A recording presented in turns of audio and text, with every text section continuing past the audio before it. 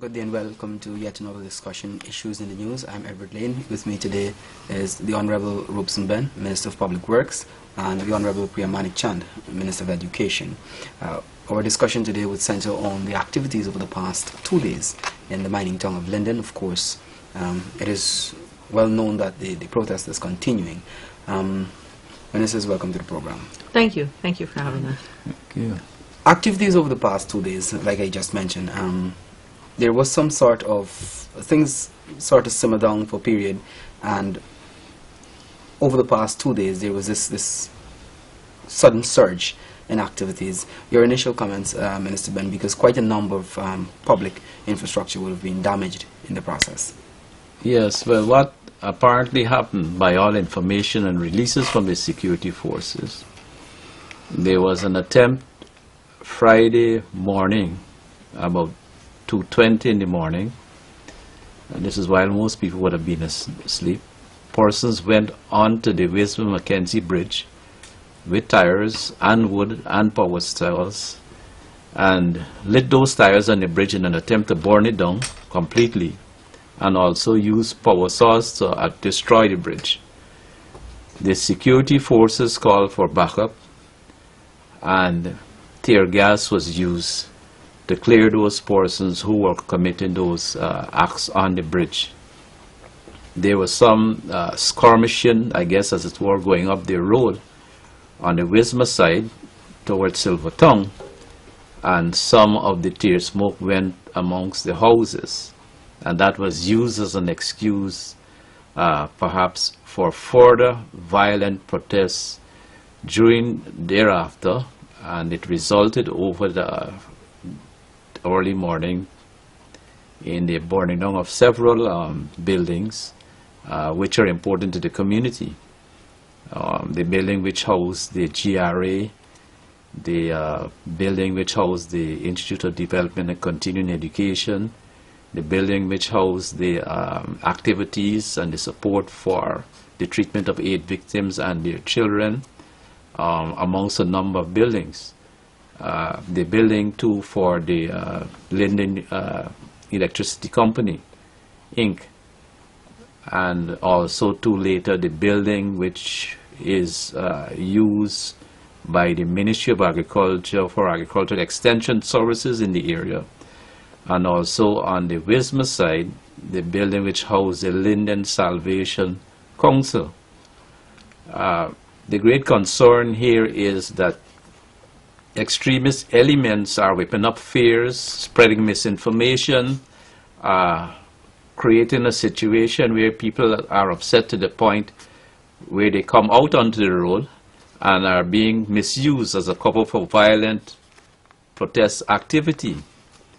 And this bodes no good for the situation in Linden, the destruction of national assets, the destruction of community assets, and more particularly now, and I need to commiserate to the Minister of Education, because she will just tell us about the burning down of the half-mile primary school, completely burned down.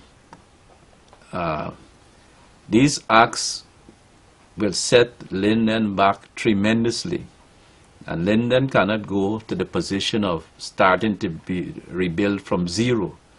We've talked about the loss of business opportunity, investment, the loss of jobs as a result of violent protest activity and disruption, the prevention of access to the communities deeper into Region 10, Aichuni, Kokwani, Araima, Mabura, 58 miles, into Region 9, Region 8 and Region 7, all those areas are tremendously affected. Many persons who live in Linden support the mining, the forestry and other service activities, not only in Region 10 but also in Region 9, 8 and 7. So this was a tremendous setback, the continuing violent protest activity, and I need to stress on violent. I think we are fully well aware that the majority of people who have an issue or would want to protest on the question of electricity reform in Linden would do so peacefully, and would perhaps not want to be on the road to create a situation which would degenerate. but the activity has been hijacked. Specific acts are being undertaken, have been undertaken, like this attempt to burn down the bridge on Friday morning was a specific act intended to damage a major piece of infrastructure and to set Linden back. And as I've said before, the agenda is not the agenda which relates to electricity tariff increases or reform of electricity tariff. The agenda is in the hands, it's an extremist one, and it can only be in the hands of terrorists and arsonists, and those who could not want anything else but to see Linden and the country being set back as a result of the unrest there. Thank you very much, Minister. Minister Manik Chand, your ministry would have suffered a great degree of loss in this ongoing unrest in Linden. Not only the 1 mile primary school was burned down, but all the records that would have went up in flame. Yeah, it's more than records. I mean, it's all the furniture, it's all the equipment that was purchased for the school. We have computers. They were about to build a lab to house the computers in this new term. They have refrigerators, gas stove, projectors, TVs, DVDs. These are kitchen utensils that were donated by the U.S. Embassy. These are all things that were being used not for Georgetown's children, not for the children of the people who have gone in there to make mischief, for the people of Linden and their children. And that's what's so painful about all of this. I mean, everywhere in the world you have protests. And sometimes it degenerates when most people would never touch a school. You wouldn't touch a hospital. And I would have wagered a lot that the schools and the hospitals and so on would not be touched, because these are the local services that serve the people there. Nobody else benefits from it but the people of Linden. Of course, I should have been put on notice when they burned the Nari building, which offers agricultural services. Having said that, I was not expecting this, and so it was a real shock this morning when I heard from my officers there. These are professional people, they're not party affiliated. I never asked them how they voted. I would wager that we didn't all vote the same way. But these are professional people, not activists, except they're education activists. And they were stunned also this morning when this building was set alight. The building is a 1976 building. It's 36 years old. Initially built to house 516 students. And then we expanded it over the years to accommodate 800 and more students. And in fact, the enrollment currently is 839. So we have 839 babies, because they're primary school children, who are now without a school. Can't go to school come next 2 weeks when we open school on the 3rd of September. They don't have a school to go to. We have 27 classes in that school. Now, where are we going to put these children? So it's much more than skin and teeth. Ha ha ha, kya kya kya, burn down a building. It is much more than that. What we have now is a grave difficulty. You have to put these children, they have to be split up. So where before you lived across the road from the school or in the community, and brother and sister hold hands and cousins and so on, they walk down the road and they go to school, it's going to be very different now. Some classes will be put at one school. That's how we're going to have to do it, because no school there right now could take off 800 children just like that. Some are going to have to be placed at another school, some at another school. We have to split the kids up. So you might have from one family, let's say 3 children going to the same primary school, and 3 different levels, and they go to 3 different places. What happens to the pockets of the parents? Before you could walk to school, now you might have to pay a transportation for your child to get there. So it means people who are complaining that they cannot afford to accommodate the reform of the electricity rates because they're too poor are now going to be forced to pay transportation for their children. How do I say to all the schools else around this country that who need furniture right now and who have said so to us, that I can't give you furniture anymore because we have to give 140 pairs of type B to accommodate these furniture that we've just burnt out, 145 pairs of type C, 145 pairs of type D, desk and benches, 28 cupboards, 28 tables and for teachers, 28 chairs for teachers. How do we say that to the rest of the country? Listen, you at Monrepo, you can't get the same amount of furniture that we had allocated for you because we have to go and give it to the children at Linden. Listen, primary school at Buxton, we recognize that you had some furniture shortages. We got to take these back from you because we now have to go and repair what has been deliberately and wantonly destroyed for no good reason.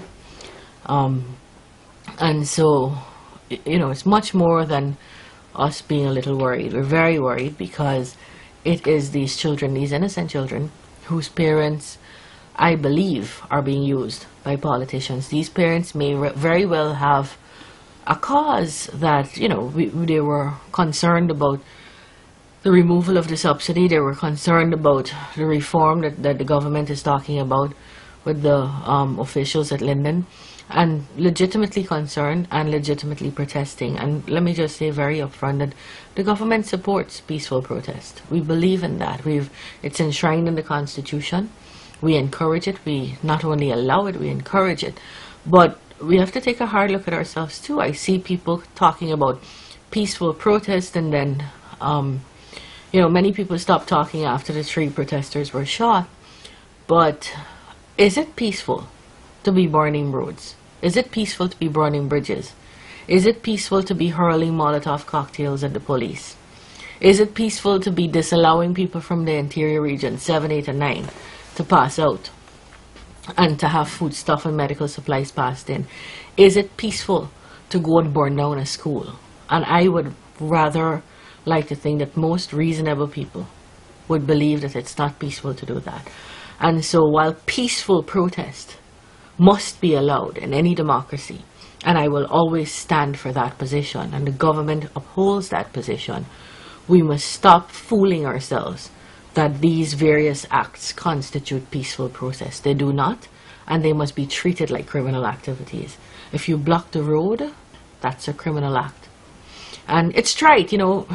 Look, these freedoms and rights, trite law. You have a freedom to speak, but you can't go into a crowded theater and scream falsely, fire, fire. This has been developed since the 1800s, 1900s. You are free to speak, but you can't say Minister Ben is a thief. Your freedom does not allow you to libel another person. So with these freedoms come responsibility. You are free to protest, but you cannot interfere with other people's rights. You can't, in your freedom and exercise of your freedom to protest, you block the road so I can't exercise my freedom to move. And so we gotta put our feet down. Who is we?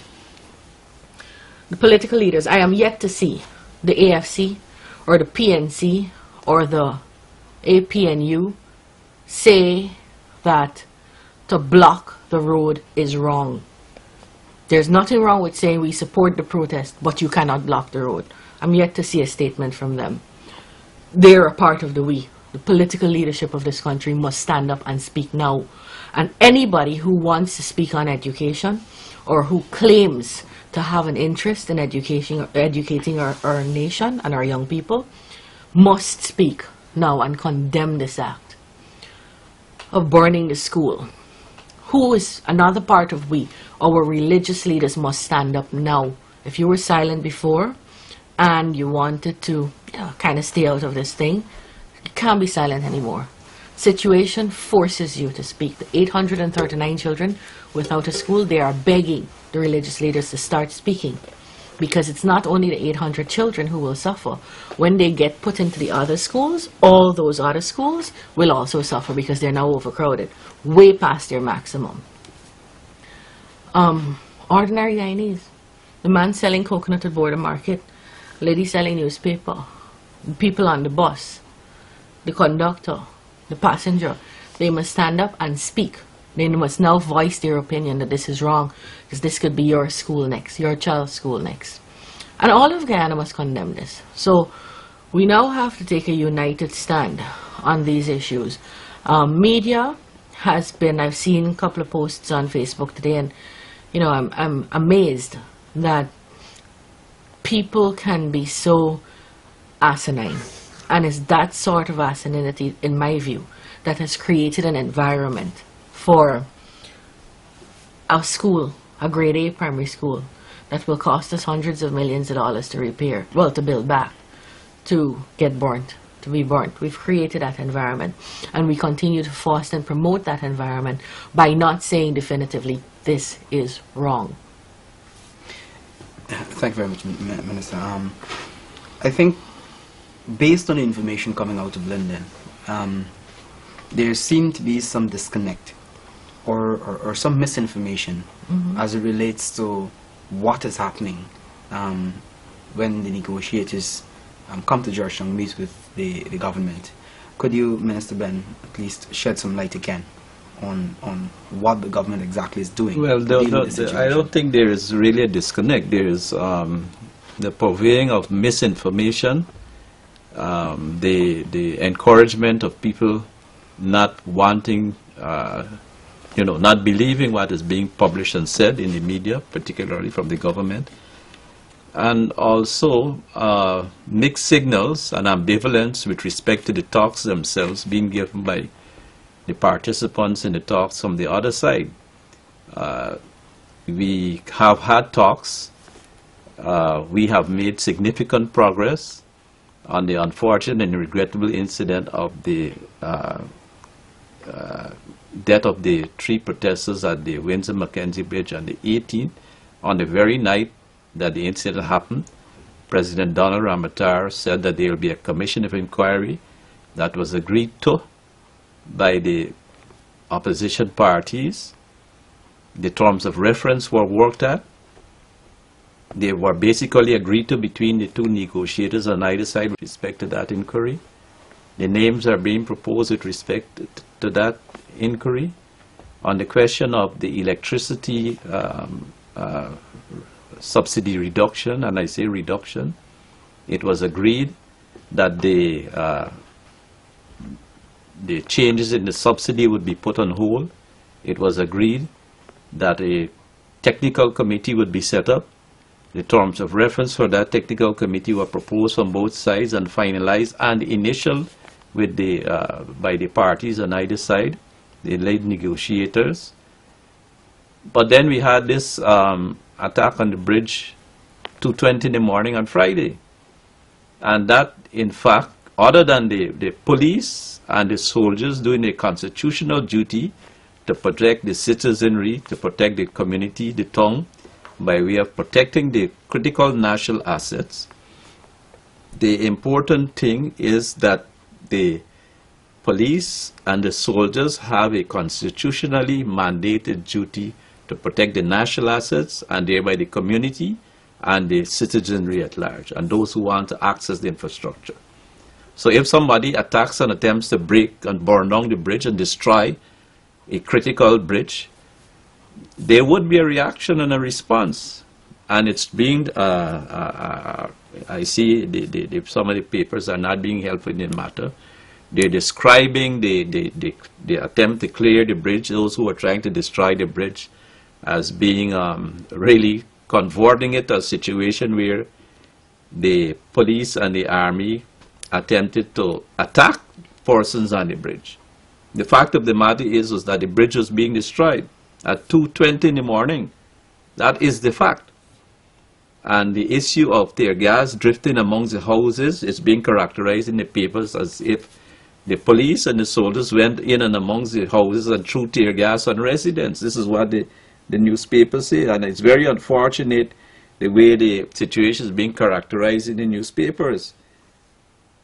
So it is not helpful where you have a situation, and President Ramattar had indicated at the very beginning, he warned about the whole process, the whole discussion being hijacked by elements who really have no interest in resolving any question or issue with respect to electricity subsidy, but that they have other agendas, that they were persons with other agendas who have hijacked the legitimate interests of people with respect to this matter. I would really want to call, particularly, as Minister Manichan just suggested, on the opposition forces, the APNU, the PNC, the AFC, the WPA, to state clearly for all to see and to read and to discern where they stand on the issue of the attempts to destroy the Wismar-Mackenzie Bridge, and particularly too on the arson attacks and the burning of buildings, and particularly too again on the question of the arson destruction of schools and other care facilities and extension services facilities in the Linden community. They need to come out clear, without reservation, and state where they are on these issues, and also to clearly state too that they do not support any violent protests in the town of Linden, and that they support the actions of the security forces in restoring law and order in the community. We want at this time to congratulate the security forces for bringing some semblance of order back to the Mackenzie side of Linden, and the community on that side is rapidly turning back to normalcy. The problem still remains, of course, on the Wismar side, where people are attacking the security forces with Molotov cocktails and bricks and pieces of wood and missiles. We want that persons should stand up and clearly separate themselves from violent terroristic actions on the streets and surreptitious acts of burning of buildings. We want them to be separated from legitimate protesters. And we also want to call on the residents of Linden to return to their homes, to support the actions of the security forces in clearing the streets and bringing back law and order to the community, and to protect the assets of the community, to protect the infrastructure of the community, to protect the livelihood and future of the community, the livelihood and future for the children of the community of Linden. I want to ask you to, Minister Ben and Minister Manik Chand, the discussions at the Office of the President involving the Region 10 administration and a few other opposition members who were more or less part of the negotiating team, there was to be some sort of agreement and finality to the whole discussion on Friday. But the attack on the bridge, the GRA building, and a few other buildings took place on the morning of Friday. Right. And so I strongly believe that the people who have no interest in seeing Linden resolve their issues, but rather what they want is chaos and mayhem, and to use the people and the strength of the people of Linden to advance their own agendas, which I believe is to interfere with the good governance of this country. Those are the people who have an interest in making sure there's no resolution. And so I believe the blame for what happened Friday morning must be laid squarely at the feet of those people. So I don't believe it was an accident. I don't believe people running through the streets giving misinformation that the police are coming when no police was coming, or that the army was going to start an exercise when there was no such exercise planned. I don't believe that's an accident. That was deliberately planned to derail what was going to happen, or what was most likely going to happen during the rest of that day, perhaps over the course of the next couple of days, and that was a resolution that would be found. And in this, Minister Ben was talking about persons not condemning this act. We are hearing a lot of very weak messages, weak condemnations. Well, you know, we don't think it's right, but, and if, and a lot of conditions attached to the condemnation of what is clearly unlawful activity. One politician called it secondary. The burning of buildings are secondary. And I was dumbfounded when I heard that. This is an important part of what's happening there. Fundamental to this issue being resolved would be that these illegal, unlawful activities stop. And that is not happening. And there is no, I don't believe, I've received messages and calls from persons, Lindeners. I was telling Minister Ben about one of them earlier as we were coming here, who are saying, you know, we don't think it's right, but, and a lot of conditions attached to the condemnation of what is clearly unlawful activity. One politician called it secondary. The burning of buildings are secondary. And I was dumbfounded when I heard that. This is an important part of what's happening there. Fundamental to this issue being resolved would be that these illegal, unlawful activities stop. And that is not happening. Where Lindeners say, look, we started out protesting an electricity problem, which we had a problem with, which I understand. And now it's gotten to be something that we do not want. We don't want to be a part of it. Of course, we can't say that because there's this mob of persons who are behaving unlawfully out there, and so we can't dare be lawful. So the people of Linden, not all the people of Linden want this. Not all the people of Linden want to be breaking up property that they're going to be without afterwards. It is not the people of the East Bank or the East Coast or Maikoni River that's going to suffer when a school is burnt. It's the children of Linden that will suffer. And so the parents of Linden, I understand there was wailing and crying this morning almost as though someone had died because of the burning of this school. That is not what the decent people of Linden want. And so, but, I say that the decent people of Linden must group together, and that is the majority of Linden. The majority of Linden are good people, and they must band together and throw out the people who are making trouble in their midst, and not be lied to. Not be told, oh, it's somebody that came and did this, or we don't know who burned the Nari building, or we don't know who set the bridge alight. What, people landed from Mars and did this? Come on. And the people of Linden know that. And so the good people of Linden, it is incumbent on them, it is their responsibility to protect their community and protect what is going to be left there for their children.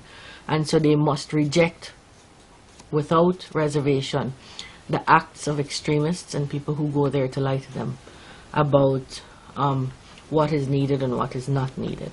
Linden has the most trained primary teachers. In fact, the school that was burnt, 1 mile, 100% of their teachers were trained. And that's a big deal because, as you know, all across the country, we're really striving to train as many teachers as possible because we have untrained teachers in the system. Now, untrained teachers mean that you don't get the best in a classroom. So here we have a school that has 28 teachers. All of them are trained. And so it's a perfect school to really deliver quality education. In fact, the head teacher will tell you that over the last 6 years, there's been a consistent improvement that is evidenced by the grade 6 results. And now we have a school burned to the ground. Those teachers will be scattered. I don't see that the ministry could justifiably leave 28 teachers hanging there when other schools need them. And who suffers? Who suffers in these circumstances? It's these little children. You spoke about just a small group of Lindeners. Maybe it's less than 5% or even 3% of the Linden population. But there is this talk coming out from Linden that fear is being driven in those who would want this to end. They're being threatened. Yeah, and that's why I talk about interfering with somebody's rights. It's your right to stand up there and protest if you want. But you can't tell me I can't walk past and tell you I'm not interested in this protest. Because it is my right to move. You must not interfere with my freedom to move and go to Georgetown and buy my goods and vegetables and buy my children's school clothes and do the other things that I have to do. And that is what I'm talking about. So that is no longer lawfully a person standing at the side of the road protesting. So we have That's a bully. That's a bully. We have a situation now where the parents are not working, might not be able to get school supplies for September. That is further complicated with a school that is burnt. And so now parents are going to have to pay transportation. They might have to pay for some of the equipment and so on that their children used to enjoy. That just cannot be replaced right now. They're going to have to. It's just going to be hard. It's just silly. It's stupid to do that kind of destruction that will affect your children, nobody else's children. And I don't believe that 1 mile people will burn the 1 mile school, but the 1 mile people have a responsibility to make sure nobody else can come and burn their school in the name of this protest that has gone so wrong, that has gone so bad over the last couple of weeks.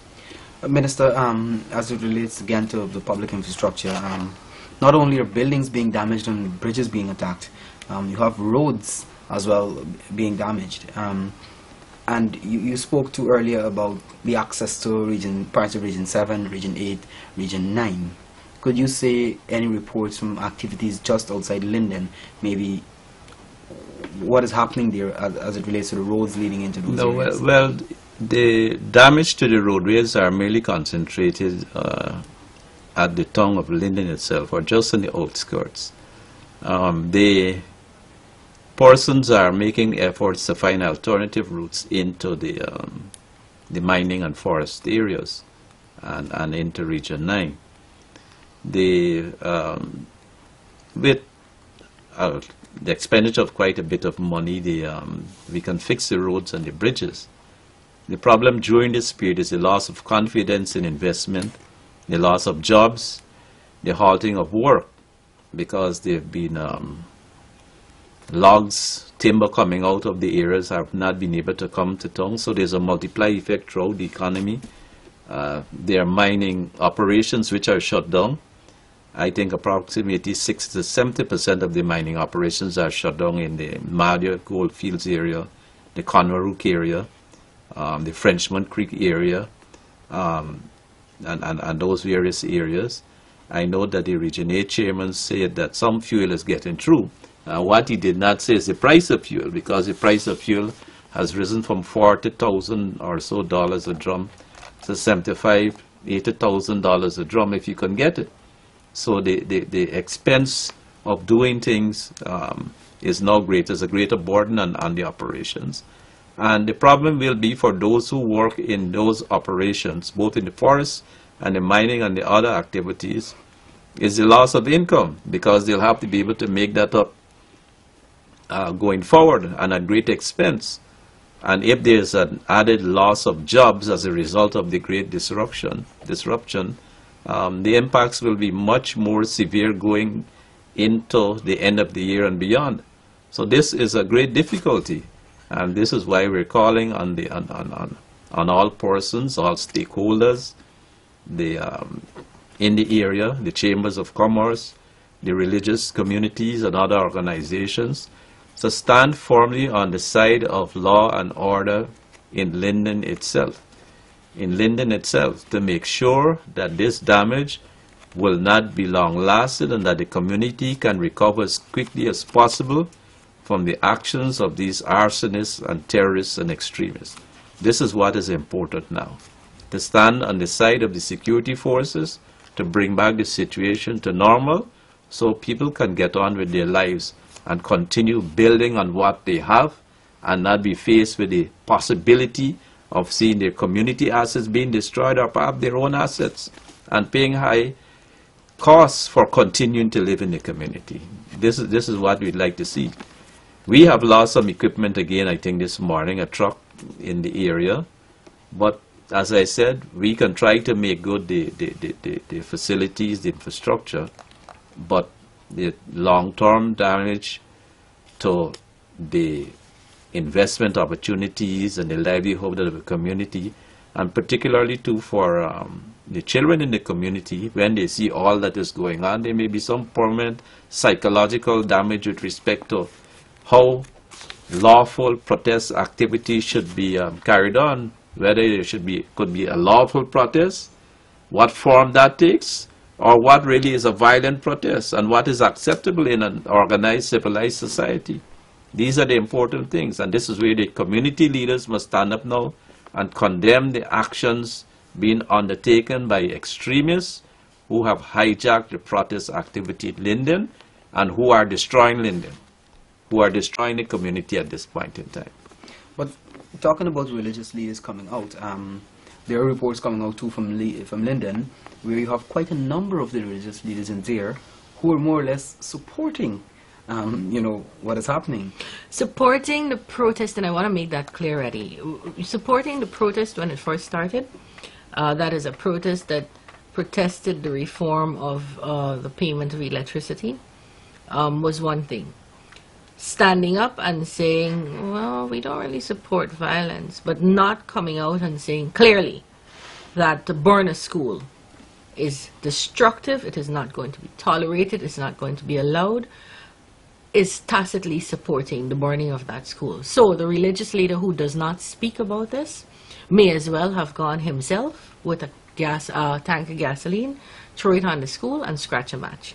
Because that is in effect what his action or her action is doing by not speaking on the issue and speaking forcefully out on the issue. And these are, Minister Ben spoke of long-term effects. You'll see the long-term effects.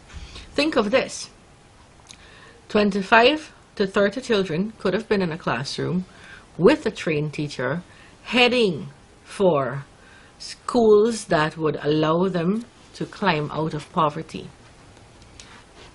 25 children in 27 classrooms, amounting to 839 children, could have had the attention of this trained teacher in a breezy environment that allows them to go to school every day, but that would have allowed them to be better than their parents are now. They would never have to protest the electricity increase because they can pay it because they got an education. Listen, read all the books in the world, watch all the TV programs, and they will tell you the only way out of poverty is an education. And what somebody and some bodies have just done is snatched from that 839 children their right to an education. What somebody just did was doom the whole of Linden. All those 839 children and all the other schools we now have to put them to, they just doomed them to a life of possible poverty.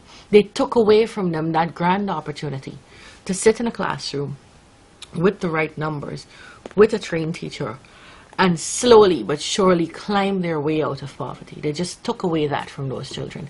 And if parents in Linden are comfortable with that, then fine, we could back off. But I don't believe parents are comfortable with that. Parents live every day. A lot of those parents from the children who are going to that school will be single parents. You'll see it. And when you talk to them, they spend their entire lives trying to make their children's lives better than theirs. And what they just allowed somebody to do was to snatch that out of their hands. So. Also, well, I know there is this optimism that this entire thing can come to an end, hopefully in the very near future, very shortly. But from your ministry perspective, any projection, should things continue? How do you treat? No, you see, and this is what really is annoying. Even if tomorrow all of this ends, this is going to affect those 839 children and the schools they're going to be placed in. It's going to affect them for the next 2 to 3 years because we can't build a school. So let's say tomorrow there's an agreement and everything is settled and everybody withdraws from the road and goes back home. We no longer have joint services there and everything is great. The road is no longer blocked. Those kids cannot go into that school. It's not there. It's not there. And I understand there were some people who said they'll build a makeshift school. Well, we can't allow that. I can't allow a makeshift school that is not going to be healthy and safe for children to go and attend. We'll have to put the children into schools that currently exist and try to make the best of it. So until that school is rebuilt, this is going to affect those 839 children and all the other children into the next schools that we put them into. So those other children and those other parents should be just as annoyed. The other thing, both Minister Ben and you spoke about the use of the media, but I think what is happening, I think the social media is being used to an extent of spreading a lot of misinformation, because especially the BlackBerry Messenger, Facebook, you're hearing all sorts of reports coming out of Linden. And all sorts of reports going to people in Linden, more or less, confusing them and adding more, as you put it, fuel to the fire. The bulk of the reports are false and malicious. The bulk of the reports are false and malicious. If persons would look back since this problem started at some of the reports which were being given originally with respect to what happened since the 18th, and then what fact emerged later, they will see that this new social media provides an environment, a space to propagate any lie and misinformation. And this is highly unfortunate. I don't know if there could be any webmaster or any place or any portal where they could be screening with respect to basic facts that come through the social media. But it's a grave problem. It's a grave problem. I mean, it has supplanted what is the spit press, where people use mouth-to-mouth pass on information. Some of it could be misinformation, and some of it could be dispensed with. You met up to some person who knew what was different. But if you're out there in a cloud of continuous misinformation being spread on these websites or Twitter or Facebook and all of these things, one would have to make a tremendous effort to sit down there day and night to dispel the malicious rumor, the misinformation, the patent lies which are being put out there. Persons who are victims of physical attack, persons who have suffered the loss of the government itself is being accused of burning buildings, and the governing party is being accused of going to Linden and burning buildings and burning up the bridge at 2:20 in the morning. I mean, how could one be so vacuous to accept some of these assertions which are being propelled by the social media, which are being propagated? So one has to look carefully at what is being said, not react to it, and attempt to get some basic confirmation and to sift through the type of information and what the intent of the information which is being fed in this social media is intended. What is the intent of the type of information that is being? The intent basically is to add fuel to the fire, as I said, create more mayhem and disorder, and allow for this situation, this breakdown in law and order to continue for a long period. No one could accept that. No one could accept that. This is why, too, we're calling on the leaders, as we are saying from the governing party side, the PPP Civic. We are separated ourselves from violent activity, violent acts, violent protests. We want Linden to come back to normalcy. We want the vehicles which have been established, the mechanisms, to ensure that the investigations, the evaluations with respect to the deaths of the persons on the bridge, the regrettable deaths, with respect to the overall question of the electricity reform, with respect to the overall question of the progress and future economic and social development of Region 10, we want those vehicles and mechanisms to be properly established and go into work and to full gear so that the findings could come to all and sundry for evaluation and for adoption where necessary. So that's why we're calling on the leaders, those who could get the hundreds of persons, as they have been saying in the papers, at the bridge and other places, mobilize those persons. I've been speaking to those persons up to last night at Linden, to separate themselves and the people who they lead from the violent acts, from the attempts to burn the bridge, from the burning of personal vehicles, from the beatings of persons, from the violent and vicious confrontations with the police and with the army. We want those leaders of the APNU, the WPA, the AFC and others, many of those who were running up there at the initial and now are not going up and are saying other things now. We want them to clearly separate their followers and supporters from violent acts which will harm the community for a long time going forward. To separate themselves from that violence and from the perpetrators of the terrorism, the arson, the beating and other criminal activities in the community. Yeah. I echo that. I think, it is time that we paid attention and be conscious ourselves. I am a Facebooker, so I'm on Facebook and I have the maximum number of friends. And I am always very cautious. I don't copy a picture from Eddie Lane and post it on my Facebook page.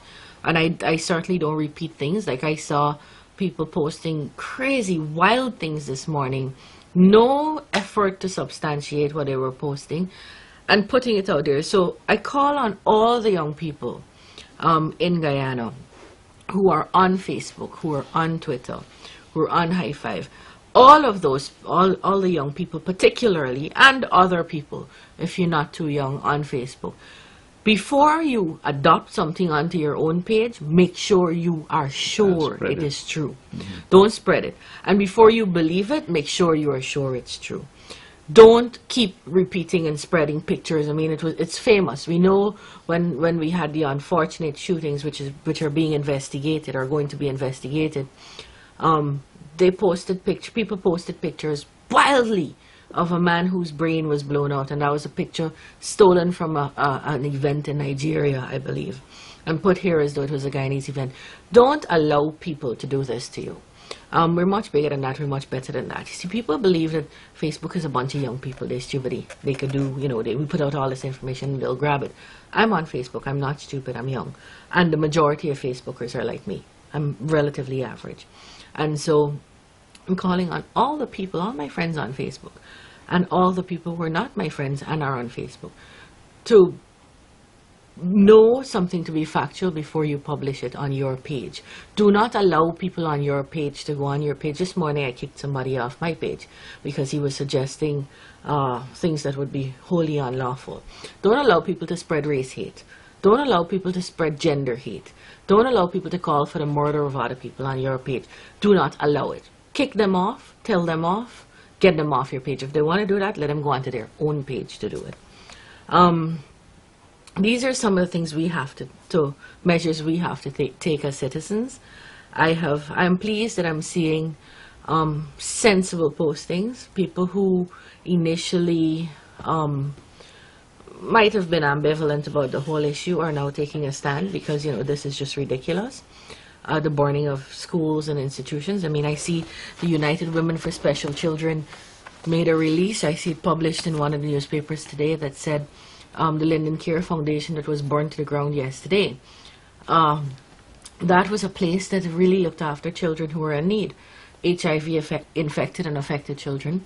It was funded by USAID and CEDA and, you know, USWC, the United Women for Special Children, did a lot of work with them. And this is a safe place where children could have gone to get help. Children could have gone to get help.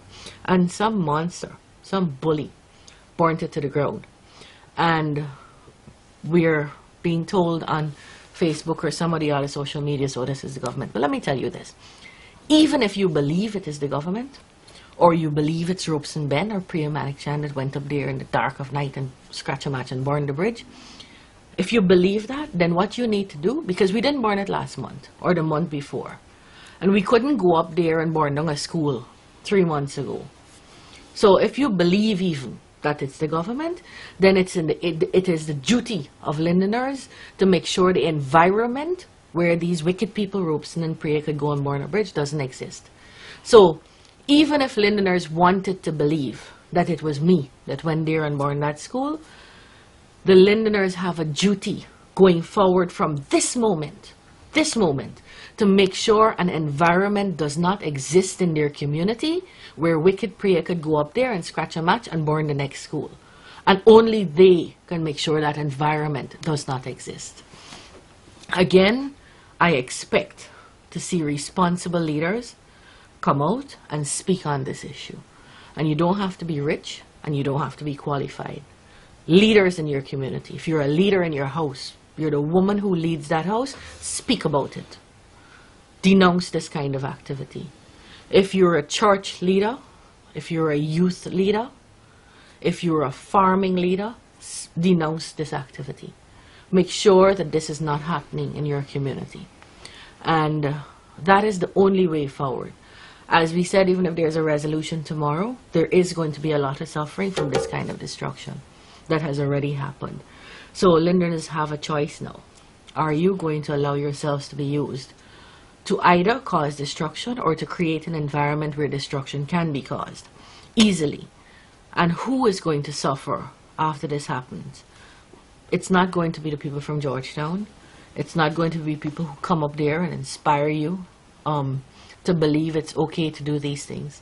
It's going to be you and your children. And so Lindeners really have to have in their hands, have the responsibility almost wholesale to make sure this no longer happens. Thank you very much. I call on the good people of Linden to do that. And the good people of Linden really are the majority of people in Linden. We will stand by the education officers. We will stand by the teachers and students, our parents, our head teachers who will be suffering for the next couple of years under this, because of this activity. We will stand by them. But standing by them sounds good. It doesn't allow us to give those children what they would have gotten had this school not been burned. Thank you very much, Minister. Minister, your final thoughts. Well, thank you. We are committed towards rebuilding in Linden. We have been building in Linden. We have been ensuring that the community has a sustainable livelihood. Much like the rest of Guyana, we are committed to ensuring, and we still say that we would want to see the Linden-Lethem Road come through at Linden, at the first port on the Demerara River. We want to see the fiber optic cable coming in and debouching at Linden so that the community benefits there.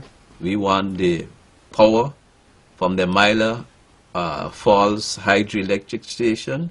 We want, and we're working, that the power from that facility, when it comes on stream, lands for us at Linden.